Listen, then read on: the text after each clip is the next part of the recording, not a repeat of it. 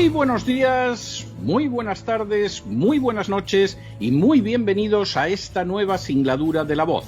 Soy César Vidal, hoy es el lunes 21 de junio de 2021 y me dirijo a los hispanoparlantes de ambos hemisferios, a los situados a uno y otro lado del Atlántico y, como siempre, lo hago desde el exilio. Corría el año 1857 cuando Karl Marx escribió una biografía de Simón Bolívar por encargo de Charles Dana, director del New York Daily Tribune. De manera bien reveladora, el texto pasó desapercibido casi por completo hasta el año 1934, en que fue incluido en la edición rusa de las obras de Marx y Engels. Desde 1937, la biografía de Bolívar apareció en la recopilación de artículos de Marx y Engels, conocida como la Revolución Española. Marx aparecía como muy crítico con Bolívar, al que calificaba como el canalla más cobarde, brutal y miserable, negándose a compararlo con Napoleón y señalando que era un equivalente de Suluk, el ridículo y sanguinario emperador de Haití. En 1951, el dirigente comunista americano William Foster comentó elogiosamente la biografía que Marx había escrito de Bolívar, coincidiendo con los historiadores soviéticos que, como Vladimir Miroshevsky, creían que la descripción marxista de Bolívar resultaba absolutamente acertada. De manera ortodoxamente marxista, Simón Bolívar no era sino un sujeto cobarde, tiránico y repugnante, al que solo la buena suerte y la ayuda de los ingleses le había permitido desarrollar su dictatorial carrera política. En las últimas horas hemos tenido nuevas noticias sobre la biografía que Marx escribió sobre Bolívar. Sin ánimo de ser exhaustivos, los hechos son los siguientes. Primero, en 2009, el entonces presidente de Venezuela, Hugo Chávez, afirmó ante la Asamblea Nacional: por primera vez asumo el marxismo. Segundo, la declaración de Hugo Chávez resultaba como mínimo chocante, teniendo en cuenta su apelación continua a la figura de Simón Bolívar y el desprecio que Marx manifestó por este en su biografía. Tercero, así, Marx acusa a Bolívar de que, nombrado teniente coronel en el Estado Mayor y tras recibir el mando de Puerto Cabello, aunque los españoles estaban desarmados mientras que él disponía de una fuerte guarnición y de un gran arsenal, se retiró a su hacienda de San Mateo. Según Marx, este acontecimiento inclinó la balanza a favor de España y forzó a Miranda a suscribir el 26 de julio de 1812 el Tratado de la Victoria. Cuarto, también acusa Marx a Bolívar, junto a Casas y a Peña, de haber engrillado a Miranda y de entregarlo al español Monteverde, lo que provocó que Miranda muriera en España después de varios años de cautiverio. Quinto, tras indicar cómo Bolívar se proclamó dictador y libertador de las provincias occidentales de Venezuela, Marx señala que, como la mayoría de sus compatriotas, era incapaz de todo esfuerzo de largo aliento y su dictadura degeneró pronto en una anarquía militar. Sexto, Marx añade que al cabo de 3 meses Bolívar había perdido todo su prestigio y que cuando las fuerzas españolas se dirigieron contra él, tras una breve resistencia, huyó a Caracas. Séptimo, Marx indica además cómo tras la victoria española de 8 de agosto de 1814, Bolívar abandonó furtivamente a sus tropas y si no se perdió todo se debió a que Rivas, Páez y otros generales no emprendieron la huida como él.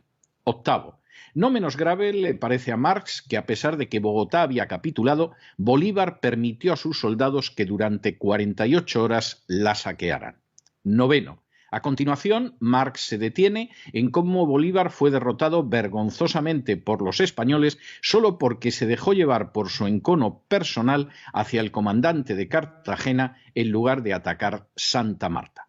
Décimo, cuando en 1816 Bolívar, que había huido del continente, regresó, según Marx, volvió a dar muestras de su escaso valor.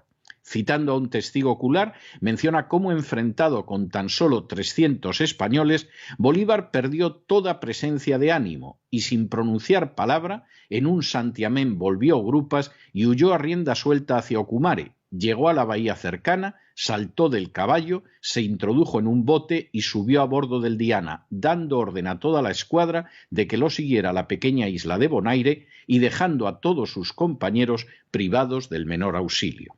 11.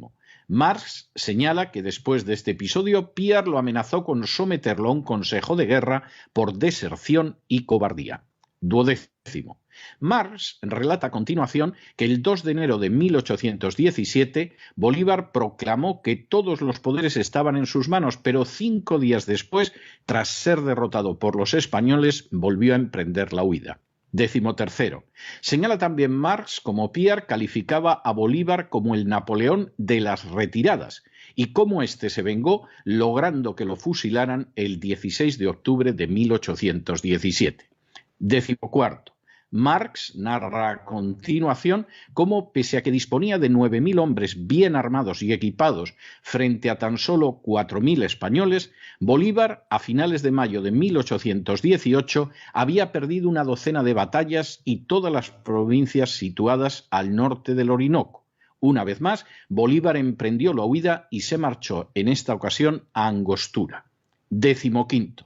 Marx señala igualmente cómo en 1819 hubiera podido concluir la guerra con la victoria de los insurrectos de no ser por la incompetencia militar absoluta de Bolívar, y cómo en realidad fueron las tropas extranjeras compuestas fundamentalmente por ingleses las que decidieron el destino de Nueva Granada.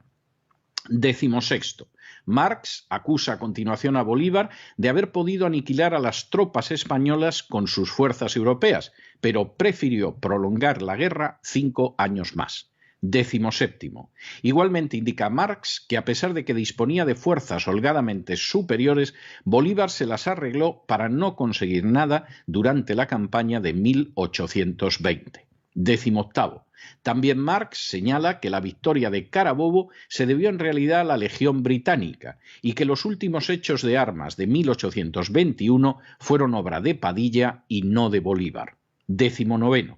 La misma campaña de Quito es descrita por Marx como una campaña en que los pocos éxitos se debieron íntegramente a los oficiales británicos. 20.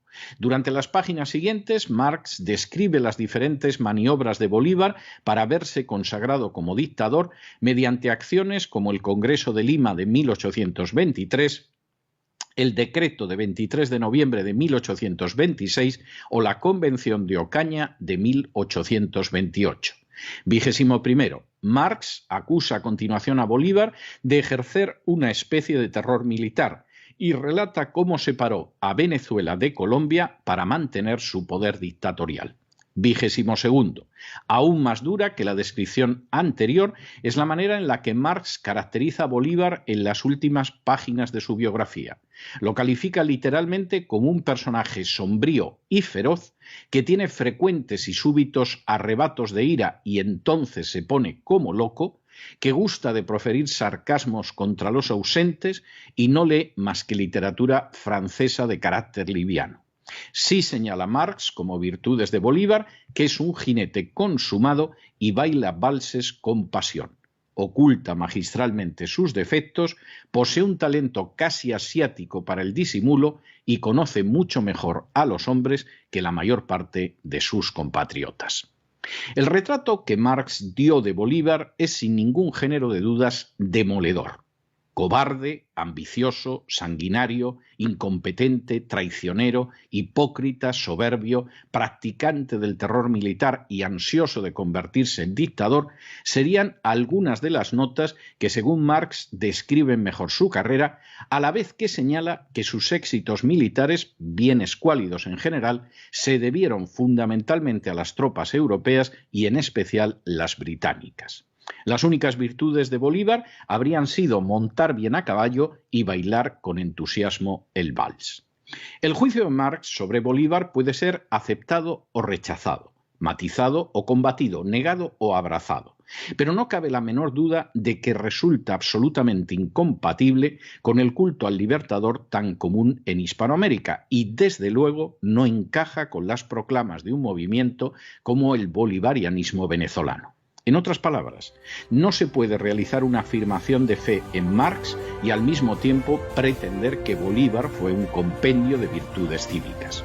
O quizás sí quepa esa actitud, y sea en aquellos que ni conocen la biografía de Bolívar, ni han estudiado a fondo a Marx, o que aunque lo hayan hecho, o no se han enterado, no se quieren enterar, porque por encima de la coherencia intelectual y de la integridad personal se encuentra la defensa de los intereses más bastardos. Ni más ni menos, por cierto, que lo que pasaba con Hugo Chávez y sigue pasando hoy con sus seguidores. En el tiempo que han necesitado ustedes para escuchar este editorial, la deuda pública española ha aumentado en más de 7 millones de euros y, por cierto, hay una cantidad no pequeña que va a financiar algunos de los focos de corrupción de la dictadura chavista de Venezuela. Muy buenos días, muy buenas tardes, muy buenas noches. Les ha hablado César Vidal desde el exilio. Que Dios los bendiga.